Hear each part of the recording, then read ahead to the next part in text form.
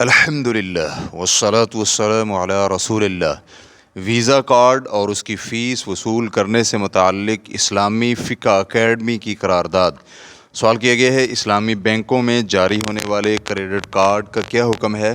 واضح رہے کہ ان میں کسی قسم کا منافع نہیں لیا جاتا، چاہے آپ مقرر وقت تک رقم نہ بھی جمع کروائیں، البتہ سالانہ فکس رقم اس سروس کے عوض وصول کی جاتی ہے۔ الجواب بعون اللہ سبحانہ وتعالی۔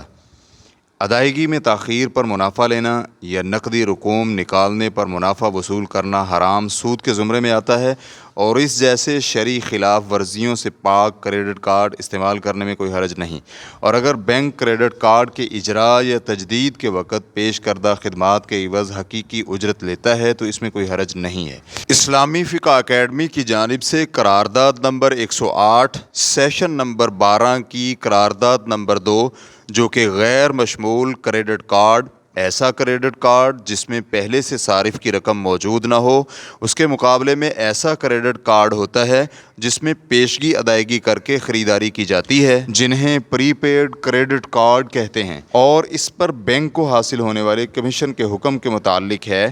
اس میں ہے کہ اسلامی کانفرنس تنظیم کے ماتحت عالمی فقہ اکیڈمی کی کونسل اپنے 12ویں اجلاس، جو کہ 25 جمادی ثانیہ تا 1 رجب 1421 ہجری بمطابق 23 تا 28 ستمبر 2000 کو سعودی عرب کے شہر ریاض میں منعقد ہوا، اس میں یہ طے کرتی ہے کہ کونسل کی قرارداد نمبر 7 مالیاتی منڈیوں میں کریڈٹ کارڈ میں یہ فیصلہ ہوا تھا کہ آئندہ اجلاس میں اس کے حکم اور شرعی موافقت کے بارے میں حتمی فیصلہ کیا جائے گا۔ نیز 10ویں اجلاس کی قرارداد نمبر 10 بعنوان غیر مشمول کریڈٹ کارڈ کو مد نظر رکھ کر اور فقہائے کرام اور ماہرین اقتصادیات کے مابین بحث و تمحیص سننے کے بعد، اور کریڈٹ کارڈ کی تعریف جو کہ قرارداد نمبر 63 میں ہے، جس سے غیر مشمول کریڈٹ کارڈ کی تعریف کشید ہوتی ہے کہ یہ ایک ایسی دستاویز ہے جو کہ جاری کنندہ یعنی بینک کسی حقیقی یا اعتباری شخص حامل کریڈٹ کارڈ کو ایک دو طرفہ معاہدے کی بنا پر دیتا ہے۔ اس کی وجہ سے سامان کی خریداری یا خدمات ایسے شخص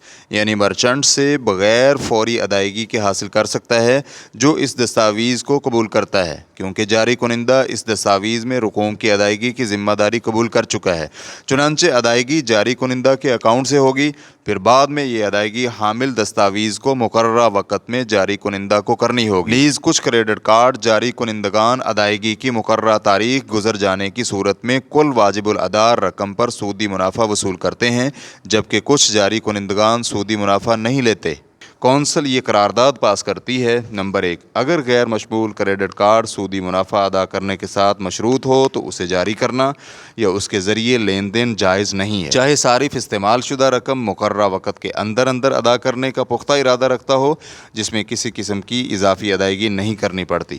نمبر 2، غیر مشمول کریڈٹ کارڈ اس وقت جاری کرنا جائز ہے جب اس میں قرض پر سودی اضافے کی شرط نہ ہو۔ اس پر یہ مسائل متفرع ہوتے ہیں: نمبر 1، غیر مشمول کریڈٹ کارڈ جاری کنندگان صارف سے کارڈ جاری کرتے وقت یا کارڈ کی تجدید کے وقت اتنی مقدار میں پیسے وصول کر سکتے ہیں جو جاری کنندگان کی طرف سے پیش کردہ خدمات کا حقیقی معاوضہ بنے۔ نمبر 2، جاری کنندہ بینک مرچنٹ سے صارف کی خریداری پر کمیشن وصول کر سکتا ہے۔ اس کے لیے شرط یہ ہے کہ مرچنٹ غیر مشمول کریڈٹ کارڈ کے ذریعے اسی قیمت میں چیز فروخت کرے جس قیمت میں نقداً فروخت کرتا ہے۔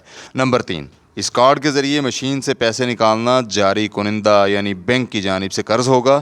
اگر اس قرض پر کوئی سودی منافع مرتب نہ ہوتا ہو تو اس میں شرعاً کوئی حرج نہیں ہے۔ نیز اس کارڈ کی سالانہ فیس جس کا تعلق قرض کی مقدار یا میعاد سے نہیں، وہ فیس بھی سودی منافع میں شامل نہیں ہوگی۔ نیز اس کارڈ کی سالانہ فیس کی مد میں حقیقی اخراجات سے معمولی اضافہ بھی حرام ہوگا، کیونکہ یہ شرعی طور پر سود شمار ہوگا۔ اس کے متعلق فقہی اکیڈمی کی قرارداد نمبر 13 10/2 اور اسی طرح 13 1/3 موجود ہیں۔ نمبر 4، اس غیر مشمول کریڈٹ کارڈ کے ذریعے سونا، چاندی یا دیگر نقدی نوٹ خریدنا جائز نہیں۔ واللہ تعالی اعلم۔ اسلام QA ریکارڈنگز، مؤسسۃ الشیخ محمد صالح المنجد، المملکۃ العربیۃ السعودیہ، فتویٰ نمبر 97530۔ والسلام علیکم ورحمۃ اللہ وبرکاتہ۔